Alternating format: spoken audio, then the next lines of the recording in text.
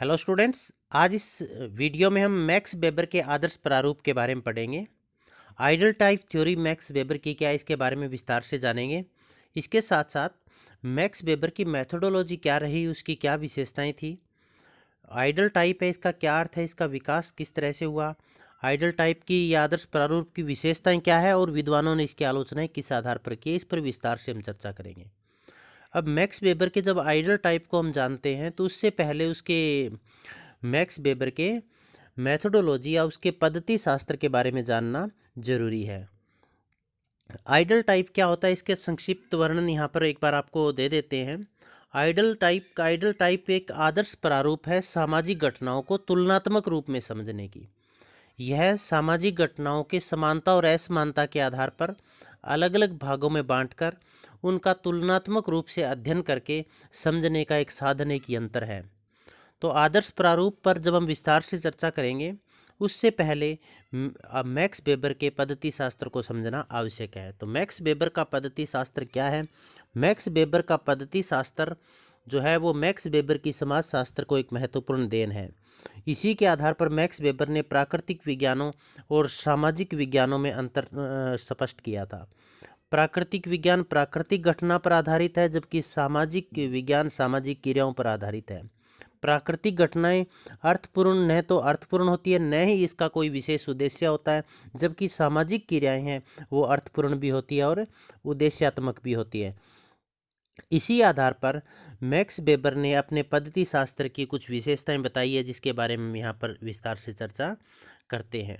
तो max weber का जो आदर्श प्रारूप वह पद्धति शास्त्र। मैक्स वेबर के आदर्श प्रारूप को समझने से पूर्व उनके पद्धति शास्त्र को समझना अति आवश्यक है। पद्धति शास्त्र का तात्पर्य वह विधि या तरीका है जिससे सामाजिक घटनाओं या सामाजिक तथ्यों को समझा जा सकता है। मतलब पद्धति शास्त्र हम किसे कहेंगे? सामाजिक समस्याओं को, सामाजिक घटनाओं को, सामाजिक तथ्यों को जो समझने की एक विधि है या फिर सिद्धांत निर्माण की जो एक विधि है उसको पद्धति शास्त्र कहा जाता है। समाजशास्त्रीय अध्ययनों एवं सिद्धांत निर्माण वेबर के पद्धति शास्त्र का महत्वपूर्ण योगदान है। इसके पश्चात हम कैरेक्टरिस्टिक्स ऑफ वेबर्स मेथोडोलॉजी या पद्धति शास्त्र की विशेषताएं क्या है उसके बारे में हम यहाँ पर पढ़ते हैं। मैक्स वेबर ने समाजशास्त्र में सामाजिक क्रियाओं के अर्थपूर्ण अवबोधन पर बल दिया। भी यदि आपको समाज को समझना है तो जो सामाजिक क्रियाएं हैं उनको अच्छी तरह से आपको अर्थपूर्ण तरीके से ग्रहण करना होगा। सामाजिक क्रियाएं क्या होती है? जब एक व्यक्ति की क्रिया दूसरे व्यक्ति पर प्रभाव डालती है और उस व्यक्ति की क्रिया से प्रभावित होकर वो प्रतिक्रिया करता है तो इसी को हम सामाजिक क्रिया कहते हैं। और वो प्रभावित होकर कैसे क्रिया करेगा? जैसे मान लीजिए मैंने आपको पढ़ाया और आपने उसी रूप में उसको ग्रहण किया, उसको उसी अर्थ में समझा, तो वो सामाजिक क्रिया कहलाएगी। तो वेबर कहते हैं यदि समाज शास्त्र को समझना है तो सामाजिक क्रियाओं के अर्थपूर्ण अवबोधन पर बल देना चाहिए। इस तरह वेबर ने समाज शास्त्र को निर्वचनात्मक का मतलब अर्थपूर्ण या अवबोधन माना है। मतलब समाज शास्त्र क्या है? सामाजिक क्रियाओं को अर्थपूर्ण रूप में ग्रहण करने का करी समाज शास्त्र को हम समझ सकते हैं। दूसरी विशेषता इसकी है, वेबर सामाजिक घटनाओं को समझने के लिए उनके कार्य कारण संबंधों के आधार पर व्याख्या करने पर जोर देते हैं। मतलब ये कोई भी सामाजिक घटना घटित होती है वो अपने आप घटित नहीं होती, उनके पीछे कोई न कोई कारण जरूर होता है। तो सामाजिक घटनाओं को यदि समझना है तो उन घटनाओं के पीछे कारण क्या है, जो घटना घटित हुई और उससे कौन से कारण संबंधित हैं उनकी व्याख्या करने पर वो जोर देते हैं। वेबर सामाजिक घटनाओं को समझने के लिए तुलनात्मक अध्ययन पद्धति को अपनाते हैं। तुलनात्मक अध्ययन पद्धति का मतलब हुआ जो घटना इतिहास में घटित हुई है और जो घटना वर्तमान में घटित हुई है, इन दोनों घटनाओं की समानता और असमानता की तुलना करके सामाजिक घटना को अच्छी तरह से समझा जा सकता है। जैसे वर्तमान में परिवार का स्वरूप है और भूतकाल में जो संयुक्त परिवार था अब एकल परिवार हुए हैं, यदि इन दोनों परिवारों की हम तुलना करें समानता और असमानता के आधार पर तो परिवार संस्था में होने वाले परिवर्तन को हम आसानी से समझ सकते हैं। वेबर ने सब कुछ का अध्ययन न करके कुछ घटनाओं का चयन करके अध्ययन करने पर बल दिया है। वेबर का मानना है कि सब कुछ के अध्ययन का मतलब है कुछ नहीं का अध्ययन। इसीलिए उन्होंने कहा कि जब भी किसी सामाजिक घटना का हम अध्ययन कर रहे हैं तो उस घटना से संबंधित कुछ तार्किक तत्वों को चयन करके, और वो तार्किक तत्व या कुछ एक व्यक्ति होते हैं पूरे समूह का प्रतिनिधित्व करने वाले होने चाहिए, उनका चयन करके उनकी यदि अध्ययन किया जाए तो वो अध्ययन अच्छी तरह से होगा और वैज्ञानिक अध्ययन होगा। तो मैक्स वेबर अपने अध्ययन पद्धति शास्त्र में सब कुछ का अध्ययन न करके कुछ घटनाओं के चयन करके अध्ययन करने पर बल देते हैं। वेबर सामाजिक घटनाओं के वस्तुनिष्ठ अध्ययन पर बल देते हैं। वस्तुनिष्ठ का मतलब ये होता है कि निष्पक्षता के साथ अध्ययन उनका किया जाए, और मूल्यांकनात्मक निर्णयों से दूर रहने की बात करते हैं। मूल्यांकनात्मक निर्णयों का मतलब क्या अच्छा है, क्या बुरा है, क्या सही है, क्या गलत है, इन चीज़ों की तरफ जो शोध करता है, अध्ययन करता है, उनको ध्यान नहीं देना चाहिए, क्योंकि इस तरह से उनका जो अध्ययन है वो अवैज्ञानिक हो जाएगा। समाजशास्त्र में क्या है का अध्ययन होना चाहिए, न कि क्या होना चाहिए का। अच्छा बुरा सही गलत आदि मूल्यांकनात्मक व्याख्या है जो कि वैज्ञानिक नहीं है। मतलब समाजशास्त्र में क्या है या जो स्पष्ट है, जो सामने है, उसी का अध्ययन, जिनको जो तर्क संगत है उसी का अध्ययन करना चाहिए। इसके पश्चात सामाजिक घटनाओं को समझने के लिए वेबर आदर्श प्रारूप का निर्माण पर बल देते हैं। आदर्श प्रारूप क्या होता है? आदर्श प्रारूप एक यंत्र है सामाजिक समस्याओं को, सामाजिक घटनाओं को समझने का, जिसमें व्यक्ति सामाजिक घटनाओं की कोई विशेषताएं चुन लेता है, उनकी विशेषताएं निर्धारित कर लेता है, और उन्हीं विशेषताओं के आधार पर घटनाओं को समझने का प्रयास करता है, तो उसे आदर्श प्रारूप कहा जाता है। जैसे मान लीजिए संयुक्त परिवार की हमने कोई विशेषताएं चुन ली। संयुक्त परिवार की विशेषताएं क्या चुनी? भी सभी दो या दो से अधिक पीढ़ियां एक साथ रहती है, सभी लोग एक ही रसोई का खाना खाते हैं। ये दो विशेषताएं हमने चुन ली, तो हमारा आदर्श प्रारूप क्या होगा? ये दो विशेषताएं होगी, ये हमारा आदर्श प्रारूप कहलाएगा। और वर्तमान में यदि परिवार को हमें समझना है तो हम इन दो विशेषताओं के आधार पर समझेंगे उसको। भी वर्तमान में परिवार में दो या दो से अधिक पीढ़ियां एक साथ रह रही है या नहीं रह रही, या वो एक ही रसोई का बना हुआ खाना खा रहे हैं या नहीं खा रहे। यदि उन दोनों विशेषताओं में से वो फिट नहीं है, इसका मतलब वो संयुक्त परिवार नहीं है, उसमें परिवर्तन आ गया है। तो आदर्श प्रारूप का निर्माण, आदर्श प्रारूप के निर्माण पर बल देते हैं। आदर्श प्रारूप न तो वास्तविक है, वास्तविकता के समान है, और न ही औसत विशेषता है, मतलब ये रियलिटी के समान नहीं है, न ही औसत विशेषताएं हैं। यह तो नैतिकता और मूल्यांकन से भी दूर है। दूर एक ऐसा उपकरण या यंत्र है जिसकी सहायता से सामाजिक घटनाओं की समानता और असमानता के आधार पर तुलना करके उनकी वास्तविकता को समझा जाता है। कैसे? जैसे बताया ना भी, संयुक्त परिवार है, उसकी दो विशेषताएं हमने ली, दो या दो से अधिक पीढ़ियां एक साथ रहती है, और दूसरी कौन सी ली हमने विशेषता? भी एक ही रसोई का खाना खाते हैं। तो ये हमारा बन गया आदर्श प्रारूप। इसका मतलब ये एक उपकरण हो गया, इसमें सही गलत का हम कहीं जिक्र नहीं करेंगे, नहीं आदर्श का मतलब यहाँ पर कोई नैतिकता है। तो अब जिसकी सहायता सामाजिक घटनाओं की समानता और असमानता, मतलब जो भूतकाल में संयुक्त परिवार थे उसमें और वर्तमान में जो एकल परिवार है उसमें क्या समानता और क्या असमानता है, इसी के आधार पर उन दो विशेषताएं जो हमने ली वो हमारे आदर्श प्रारूप है। उन्हीं के आधार पर वर्तमान की जो सामाजिक घटना है, वर्तमान के परिवार को हम समझकर, मतलब इन दोनों की तुलना करके वास्तविकता को समझते हैं, उनका पता लगाते हैं। तो मैक्स वेबर का आइडल टाइप या आदर्श प्रारूप क्या है? मैक्स वेबर ने अपने पद्धति शास्त्र के आधार पर सामाजिक घटनाओं को समझने के लिए, पद्धति शास्त्र की हमने विशेषताएं की, उन्हीं के आधार पर अपने आदर्श प्रारूप का उन्होंने निर्माण किया। वो 1904 में किया था। किस चीज़ को? सामाजिक घटनाओं को समझने के लिए। तो आप समझिएगा यहाँ पर भी आदर्श प्रारूप है वो क्या है। आदर्श प्रारूप में आदर्श और नैतिकता इस तरह की चीज़ें नहीं है। आदर्श का मतलब एक श्रेणी है, एक टाइप है, एक प्रकार है, और वो ऐसा प्रकार है जिसमें सामाजिक घटनाओं को समझा जाता है। और इसका सर्वप्रथम प्रयोग मैक्स वेबर ने 1904 में किया था। वेबर ने आदर्श प्रारूप की अवधारणा डिल्थे व सीमेल, इन्होंने यह डिल्थे व सीमेल से ली थी, मतलब सबसे पहले इसका प्रयोग डिल्थे और सीमेल ने किया था। उसी से प्रभावित होकर मैक्स वेबर ने आदर्श प्रारूप का प्रयोग किया, परंतु समाजशास्त्र के अंदर सबसे पहले और व्यवस्थित तरीके से इस अवधारणा का प्रयोग है वो मैक्स वेबर ने किया था। इसीलिए आदर्श प्रारूप के जनक मैक्स वेबर माने जाते हैं। वेबर ने कहाँ कहाँ आदर्श प्रारूप का प्रयोग किया था? धर्म के सिद्धांत में, नौकरशाही के सिद्धांत में और सत्ता के सिद्धांत में आदर्श प्रारूप का प्रयोग किया था। तो सबसे पहले आदर्श प्रारूप का प्रयोग 1904 में सामाजिक घटनाओं को समझने के लिए मैक्स वेबर ने किया। इन्होंने यह अवधारणा डिल्थे व सिमेल से ली और वेबर ने धर्म के सिद्धांत, नौकरशाही के सिद्धांत और सत्ता के सिद्धांत में आदर्श प्रारूप का प्रयोग किया था। और मैक्स वेबर ने आदर्श प्रारूप की एक सुंदर परिभाषा दी है।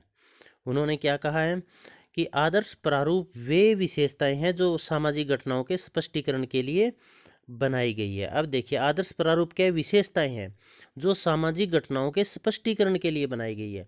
जैसे हमने कहा था ना, संयुक्त परिवार और एकल परिवार का उदाहरण लिया। आधुनिक परिवार एकल परिवार और ऐतिहासिक परिवार संयुक्त परिवार थे।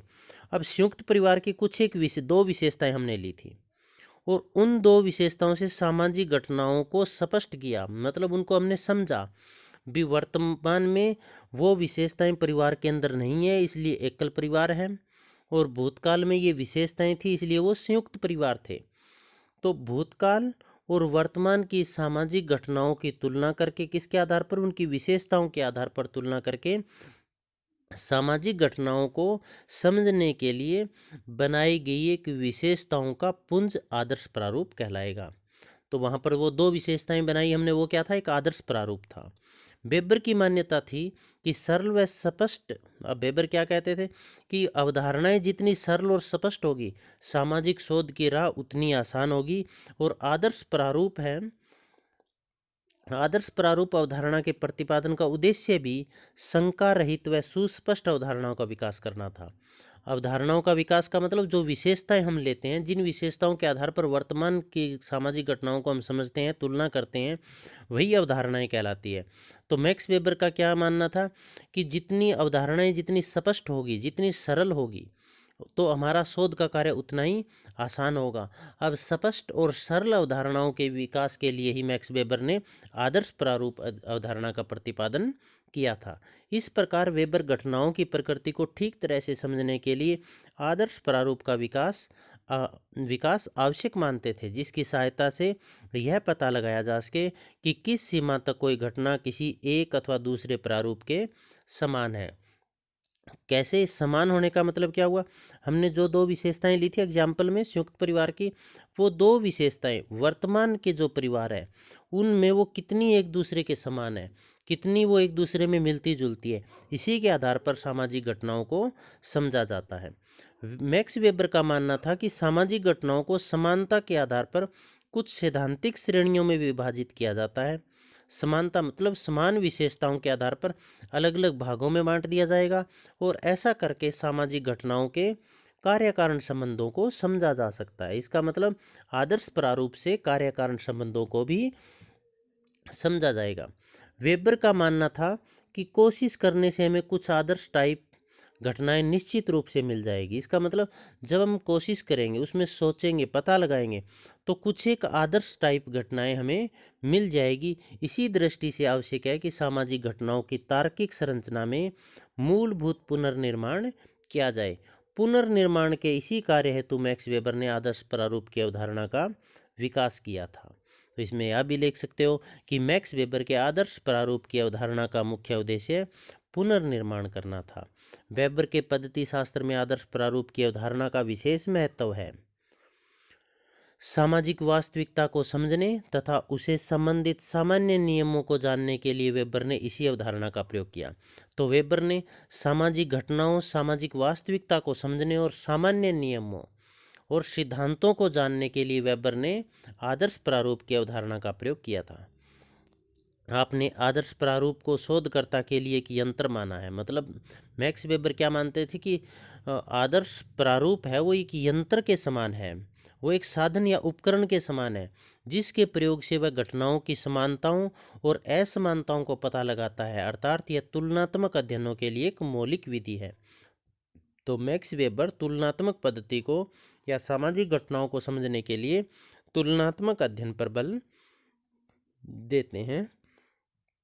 इसके पश्चात आदर्श प्रारूप का निर्माण शोधकर्ता वास्तविक तथ्यों के आधार पर तार्किक रूप से करता है। इसका मतलब जो हम विशेषताएं चुनते हैं घटनाओं की, वो तर्कसंगत होनी चाहिए, वो तार्किक आधार पर चुनी जाती है, जो कि अध्ययन के लिए उपकल्पना के निर्माण में सहायक है। इसका मतलब आदर्श प्रारूप उपकल्पनाओं के, ये खुद उपकल्पना नहीं है बल्कि उपकल्पनाओं के निर्माण में सहायक है।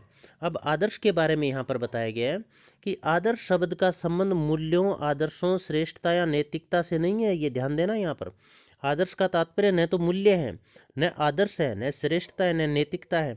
आदर्श प्रारूप न तो औसत है और ना ही आदर्शात्मक है और ना ही यह वास्तविक है, बल्कि यह तो एक श्रेणी है, यह एक टाइप है, एक प्रकार है, जिसमें वास्तविक जीवन से संबंधित जो तथ्य पाए जाते हैं उनमें से विचार पूर्वक कुछ तत्वों का चयन किया जाएगा और उन्हें अध्ययन के लिए एक पैमाना या मापक या मान या स्टैंडर्ड मान लिया जाएगा। इसका मतलब क्या हुआ, जब हम किसी भी सामाजिक तथ्य के अध्ययन कर रहे हैं तो उनके कुछ एक तत्वों को तरंग संगत आधार पर चयन कर लिया जाएगा और उन्हीं तत्वों को अब पैमाना माना जाएगा। किस चीज़ का पैमाना माना जाएगा? अध्ययन का पैमाना माना जाएगा। तो यही पैमाना, यही माप, यही मानक या यही मान क्या कहलाएगा? आदर्श प्रारूप कहलाएगा। जैसे मान लीजिए हम एक एग्जाम्पल लेते हैं कि बाल अपराध का क्या कारण है, तो उसके लिए हमने एक मान लिया भी गंदी बस्तियां इसके लिए जिम्मेवार हैं। तो वो जो गंदी बस्तियां हमने माना, ये हमारा आदर्श प्रारूप कहलाएगा, ये एक मान कहलाएगा, ये पैमाना कहलाएगा। इसी के आधार पर हम अपने अध्ययन को आगे बढ़ाएंगे या बाल अपराध को समझने की कोशिश करेंगे। आदर्श प्रारूप का निर्माण वास्तविकता के आधार पर किया जाता है। वास्तविकता का मतलब रियलिटी के आधार पर इसका निर्माण किया जाएगा। फिर भी यह वास्तविकता के बराबर नहीं है, फिर भी इसको हम वास्तविक नहीं कह सकते और न ही वास्तविकता का औसत है। ये लाइन आपको अच्छी तरह से देखनी आएगी। वास्तविकता से अध्ययनकर्ता किन किन विशेषताओं को अपने आदर्श प्रारूप में शामिल करेगा, यह केवल उसी पर निर्भर है। इसका मतलब वास्तविकता के आधार पर, वास्तविकता का मतलब उस समय की सच्चाई के आधार पर आदर्श प्रारूप या किन किन विशेषताओं को आदर्श प्रारूप में शामिल करेगा, यह शोधकर्ता पर निर्भर है। अर्थात प्रत्येक अध्ययनकर्ता अपना अलग अलग आदर्श प्रारूप बना सकता है। जितने भी समाज वैज्ञानिक हैं वो अपने अपने किसी भी विषय को समझने के लिए अपने अपने आदर्श प्रारूप अलग अलग बना सकते हैं। जैसे एक व्यक्ति ने बाल अपराध के लिए गंदी बस्तियों को आदर्श प्रारूप बनाया, यही विशेषता शामिल की। दूसरा वैज्ञानिक इसको संगति का प्रभाव बता सकता है। तीसरा व्यक्ति उसको घरेलू वातावरण के इसके लिए जिम्मेवार बता सकता है। तो इसका मतलब प्रत्येक अध्ययनकर्ता का अपना अलग अलग आदर्श प्रारूप हो सकता है। अब यह नैतिक भी नहीं है, यह नियम भी नहीं है, यह आदर्श भी नहीं है, तो यह आदर्श कहलाता कैसे है? यह आदर्श इसलिए कहलाता है क्योंकि यह इस तरह की सभी घटनाओं और व्यवहार पर लागू किया जा सकता है। मतलब उससे संबंधित, जैसे संयुक्त परिवार का हमने एग्जाम्पल लिया था, तो वो उस तरह के सभी परिवारों पर वो लागू किया जा सकता है। इसमें जो हमने इकाइयां चयन करते हैं, जो तत्वों का चयन करते हैं, वो संपूर्ण का प्रतिनिधित्व करने वाले होते हैं। आदर्श प्रारूप के निर्माण के लिए आवश्यक है कि कुछ वास्तविक घटनाओं या व्यक्तियों का तार्किक रूप से, मतलब तर्क संगत रूप से जिन इकाइयों का हम चयन कर रहे हैं, जिन विशेषताओं का हम चयन कर रहे हैं, वो तार्किक रूप से इस प्रकार होना चाहिए कि जो सभी घटनाओं या व्यक्तियों का प्रतिनिधित्व कर सके। इस चयन से जिस टाइप या श्रेणी का निर्माण होता है वही आदर्श प्रारूप कहलाता है। अब आदर्श प्रारूप किसे कहते हैं, 2 नंबर का क्वेश्चन आ जाएगा। तो ये हमने बहुत जगह पर एक्सप्लेन इसको कर दिया है। ये आदर्श प्रारूप सामाजिक घटनाओं को समझने का एक साधन है, न कि साध्य है। ये बहुत इंपॉर्टेंट है कि आदर्श प्रारूप सामाजिक घटनाओं का साधन है। साधन और साध्य का मतलब क्या है? जैसे आपको कॉलेज आना है तो आप स्कूटी से आए, किस माध्यम से आए कॉलेज? कॉलेज आना आपका साध्य है, मंजिल है। किस माध्यम से आए? वो साधन है। जैसे स्कूटी से आए, पैदल आए, साइकिल से आए, तो साधन वो माध्यम कहलाएगा जिससे अपनी मंजिल तक पहुंचते हैं। तो साध्य मंजिल है, साधन तरीका है जिससे हम मंजिल तक पहुंचते हैं। तो यहाँ पर आदर्श प्रारूप के बारे में क्या कहा है मैक्स वेबर ने कि आदर्श प्रारूप एक साधन है। किस चीज़ का साधन है? सामाजिक घटनाओं को समझने का एक साधन है। आदर्श प्रारूप का निर्माण करना लक्ष्य नहीं है, बल्कि आदर्श प्रारूप का निर्माण करके उसके आधार पर सामाजिक घटनाओं को समझना, सामाजिक परिवर्तन को समझना एक लक्ष्य है। तो जो आदर्श प्रारूप है वो सामाजिक घटनाओं को समझने का एक साधन है, एक यंत्र है, न कि साध्य है। मैक्स वेबर सामाजिक घटनाओं को पूर्णतः वस्तुनिष्ठ नहीं मानते हैं कि सामाजिक घटनाएं हैं वो पूर्णतः वस्तुनिष्ठ नहीं है। पूर्णतः वस्तुनिष्ठ क्यों नहीं है? क्योंकि इसमें जो इकाइयों का चयन किया जाएगा, जो विशेषताओं का चयन किया जाएगा आदर्श प्रारूप की, या आदर्श प्रारूप का जो निर्माण किया जाएगा वो शोधकर्ता द्वारा अपनी मर्जी से किया जाएगा, अपनी व्यक्तिनिष्ठता के आधार पर किया जाएगा। और जहाँ पर व्यक्तिनिष्ठता आएगी वहाँ पर वैज्ञानिकता नहीं हो सकती, वहाँ पर पक्षपात की संभावना अधिक रहती है। और दूसरा इसका कारण जो इसको आदर्श प्रारूप को वस्तुनिष्ठ न मानने का वो ये है कि सामाजिक घटनाएं परिवर्तनशील है, और ज्यों ज्यों सामाजिक घटनाएं परिवर्तन होगा आदर्श प्रारूप भी बदलता जाएगा। तो इसमें दो आधारों पर हम, एक तो परिवर्तनशीलता के कारण और दूसरा व्यक्तिनिष्ठता, इकाइयों के चयन में या विशेषताओं के चयन में व्यक्तिनिष्ठता के कारण इसको हम वस्तुनिष्ठ नहीं कह सकते। Characteristics of ideal type. अब मैक्स वेबर है, उसने अपने सिद्धांत की 3 महत्वपूर्ण विशेषताओं का वर्णन किया है। पहली विशेषता है आदर्श प्रारूप का निर्माण कर्ता की क्रिया के इच्छित अर्थ के अनुसार किया जाता है। इसका मतलब क्या हुआ? जो काम करने वाला है उसने जो क्रिया की है उससे जो कर्ता है, शोध करता है, वो अपनी इच्छा के अनुसार आदर्श प्रारूप का निर्माण किया करेगा, जो कि वैज्ञानिक या वस्तुनिष्ठ नहीं होता। इसका मतलब आदर्श प्रारूप में वैज्ञानिकता या वस्तुनिष्ठता नहीं होती। वैज्ञानिक या पहली विशेषता ये है कि आदर्श प्रारूप वैज्ञानिक या वस्तुनिष्ठ नहीं है। क्यों नहीं है? क्योंकि इसका निर्माण जो है वो शोधकर्ता के द्वारा अपनी इच्छा से किया गया, अपनी मर्जी से किया गया है। दूसरा, उसमें व्यक्तिनिष्ठता या व्यक्तिगत अर्थ सम्मिलित होता है, और जिन इकाइयों, जिन तत्वों का वो चयन करता है आदर्श प्रारूप के लिए, जिन विशेषताओं का चयन करता है, जिनके आधार पर वो सामाजिक तथ्य घटनाओं का अध्ययन करेगा, उन विशेषताओं को वो स्वयं चयन करता है, अपने व्यक्तिगत अर्थ में चयन करता है। इस विशेषता ने सामाजिक विज्ञानों और प्राकृतिक विज्ञानों में अंतर को और स्पष्ट कर दिया। कैसे? कि सामाजिक विज्ञान, इसका तात्पर्य ये हुआ कि प्राकृतिक विज्ञानों में वस्तुनिष्ठता होती है, जबकि सामाजिक विज्ञानों में वस्तुनिष्ठता का अभाव पाया जाता है। तो आदर्श प्रारूप का निर्माण है, उसकी जो पहली विशेषता है वो ये है कि इसमें व्यक्तिनिष्ठता या वस्तुनिष्ठता या वैज्ञानिकता नहीं होती, इसमें व्यक्तिनिष्ठता पाई जाती है। दूसरी महत्वपूर्ण विशेषता, आदर्श प्रारूप, मैक्स वेबर के मानते हैं कि आदर्श प्रारूप सब कुछ का वर्णन या विश्लेषण नहीं करता है, क्योंकि मैक्स वेबर ने क्या कहा था? सब कुछ के व्याख्या का मतलब है कुछ नहीं की व्याख्या करना। तो यह किसी सामाजिक व्यवहार या घटना के महत्वपूर्ण पक्षों का विश्लेषण या व्याख्या करता है। ये चयनित तत्व सामाजिक घटना का संपूर्ण प्रतिनिधित्व करते हैं। जैसे संयुक्त परिवार की हमने विशेषताएं ली, एक ही रसोई का खाना खाना, 2 या 2 से अधिक पीढ़ियों का एक साथ रहना। तो ये 2 विशेषताएं संयुक्त परिवार का प्रतिनिधित्व करती है, और इन्हीं 2 विशेषताओं के आधार पर हम संपूर्ण संयुक्त परिवार को समझेंगे, क्योंकि हमारे आदर्श प्रारूप के में ये 2 ही विशेषताएं थी। देखिए, आदर्श प्रारूप एक सांचे के समान होता है, जिसमें भूतकाल की घटनाओं की विशेषताओं के आधार पर वर्तमान काल की घटनाओं को फिट करके समझने की कोशिश की जाती है। जैसे हमने सांचा क्या बनाया? 2 विशेषताओं का। वर्तमान के परिवार में वो 2 विशेषताएं हैं तो संयुक्त परिवार है, अन्यथा उसमें परिवर्तन आ गया है। कम महत्व, तो इसमें क्या होगा? संपूर्ण का प्रतिनिधित्व करने वाली जो तत्व या इकाइयों का चयन करते हैं वो संपूर्ण का प्रतिनिधित्व करने वाली होती है, और इसमें कम महत्वपूर्ण तत्वों को जानबूझकर छोड़ दिया जाता है। जब हम आदर्श प्रारूप का निर्माण करते हैं, किसी सामाजिक घटना या सामाजिक तथ्य को समझते हैं, तो उसमें तर्कसंगत तत्वों को ही शामिल करते हैं, और ऐसे तर्कसंगत तत्व जो संपूर्ण का प्रतिनिधित्व करते हैं।